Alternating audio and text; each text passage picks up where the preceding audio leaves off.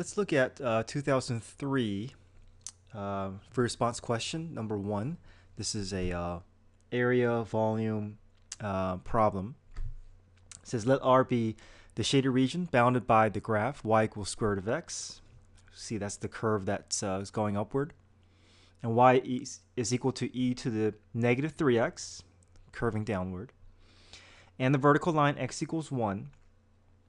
So we have the shaded region here that we're dealing with. Part A says find the area of R.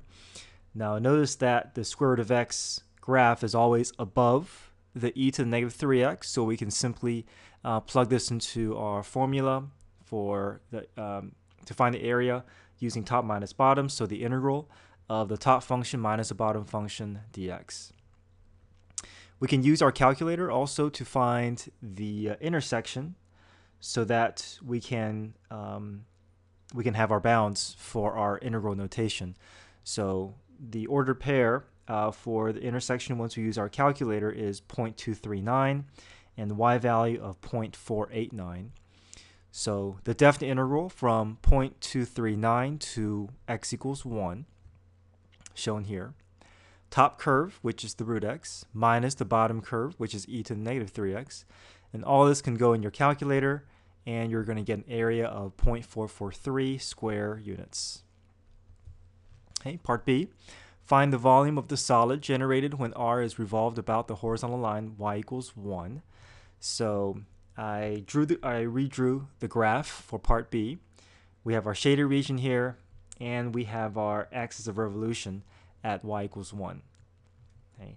And if you look at the shaded region in relation to the axis of symmetry or axis of rotation of revolution, we see that there's a gap. And because of the gap, and we're dealing with volume, we have to go through Washer method, and this is also going to be a top minus bottom. Anytime you have a horizontal axis of revolution, you're going to be drawing your radius in a vertical fashion, so that's going to be meaning top minus bottom.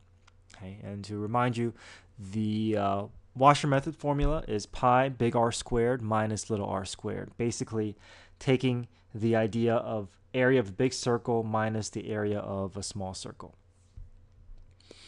So big R goes from the axis of revolution to the curve that's further away, and little r is from the axis of revolution to the curve that is closer. So big R is always going to be longer in length than little r. So big R is simply top, which is 1, minus e to the negative 3x.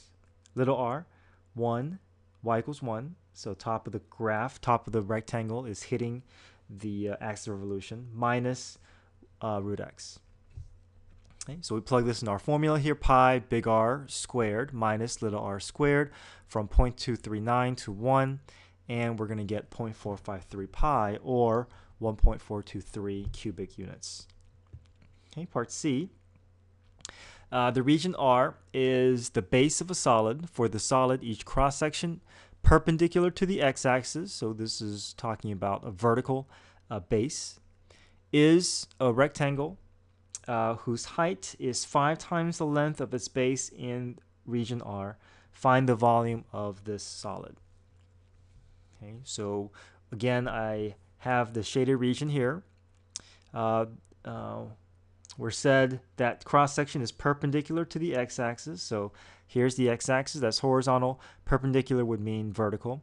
So the base is simply top minus bottom, so root x minus e to the negative 3x. Now they say in the problem, the height is 5 times the length of its base in region R. So 5 times its length, so height is simply 5 times the base, root x minus e to the negative 3x. Okay. And we know the area of a rectangle is simply base times height. So we put those things together. Base, root x minus e to the negative 3x, times height, 5 minus e to the negative 3x. Combine those two together, and we get the area being 5 root x minus e to the negative 3x quantity squared.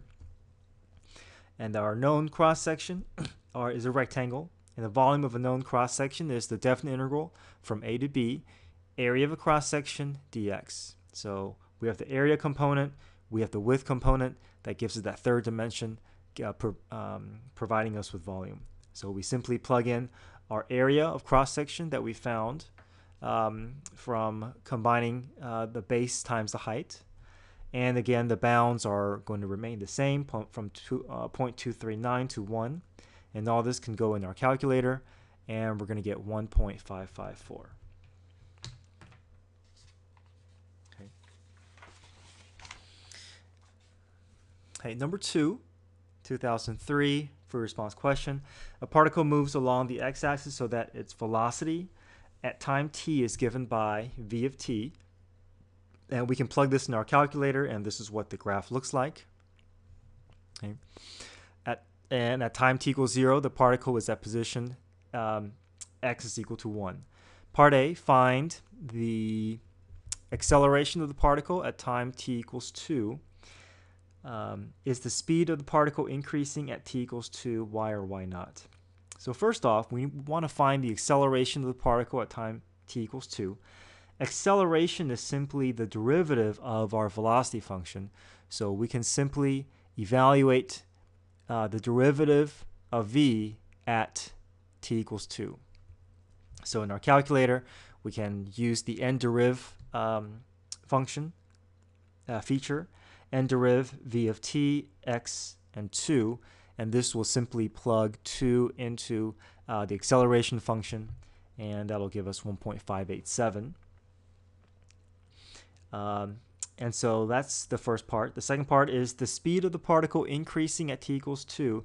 Now, if we want to determine whether the speed of the particle is increasing or decreasing, we're going to be comparing the signs between acceleration and velocity at this particular time. So we can plug 2 in for velocity. So we can plug 2 simply into this function here. Our calculator can also handle that calculation, and we're going to get negative 2.723. We get a negative value for velocity, we get a positive value for acceleration, and since acceleration and velocity have opposite signs, our speed is decreasing at t equals 2. Okay, part C, find the total distance. For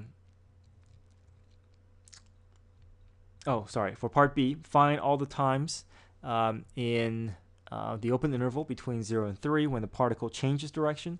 So particle changes direction when, first of all, velocity is 0, and we test the signs on either side of when velocity is 0.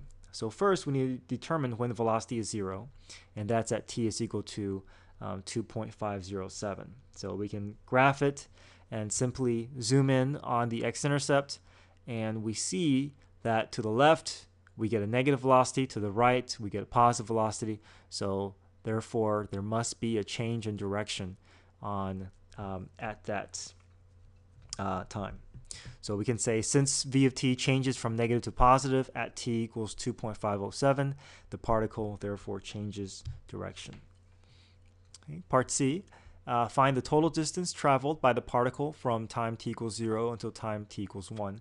So total distance means that regardless of whether this object is moving to the left or to the right, we're going to we're going to calculate these areas between the graph and the x-axis and consider both portions as positives. Okay. And we can use our calculator to do that by simply putting an absolute value bar around v of t. And the notation in your calculator will be f an integral, absolute value of v of t for the variable x from 0 to 3. And that'll give us 4.333. Okay, for part D, during the time interval from 0 to 3, what is the greatest distance between the particle and the origin? Show the work that leads to your answer. So we're essentially trying to find the most extreme left value. And this is refers back to applying applying extreme value theorem, where we can find absolute max and absolute mins by plugging in our critical points and our endpoints into our position function. Okay, and our critical point is at t is equal to 2.507, which we found from before, and then our endpoints is at 0 and 3. There are no more critical points except for 2.507. So let's test that first. The position at 2.507 is simply the initial position plus the integral of v of t from 0 to 2.507. So we plug that in our calculator, we get 1 minus 3.265, and that gives us negative 2.265.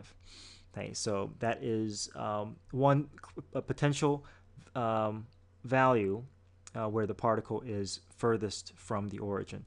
We also have to make sure we test the endpoints as well. So the endpoint 3, x of 3, if I want to find my position at 3, I need to have my starting point, x of 0, plus the accumulation of velocity from 0 to 3, and that'll get us negative 2.197. We can use our calculator there. We're going to get negative 1.197. And then finally, the other endpoint is our starting point, x of 0 is at 1. So if we compare 1 and negative 1.197 and negative 2.265, which one is furthest away from the origin? And we see that is going to be negative 2.265. The greatest distance is 2.265 from the origin.